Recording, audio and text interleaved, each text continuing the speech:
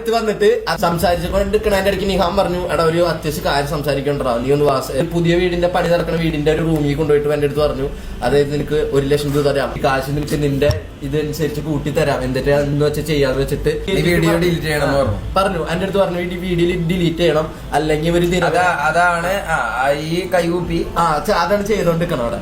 1 ലക്ഷം offer ചെയ്തപ്പോ നീ correct എന്റെ അടുത്ത് 1 ലക്ഷം ഓഫർ ചെയ്തില്ലേ, എന്നിട്ട് എന്റെ അടുത്ത് ചോദിച്ചു വീഡിയോ ഡിലീറ്റ് ആക്കോന്ന് ചോദിച്ചു.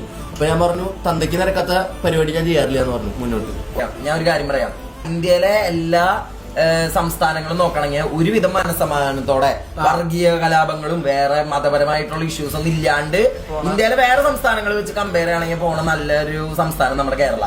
അവിടെ ഇതുപോലെ ഹിന്ദുസും മുസ്ലിംസും അടിയും അങ്ങനത്തെ ഇത് ഉണ്ടാക്കാൻ നോക്കണം. ഇതുപോലത്തെ തന്തയില്ലാത്തവരൊക്കെ എന്ത് ചെയ്യണം നിങ്ങൾ പറയുക.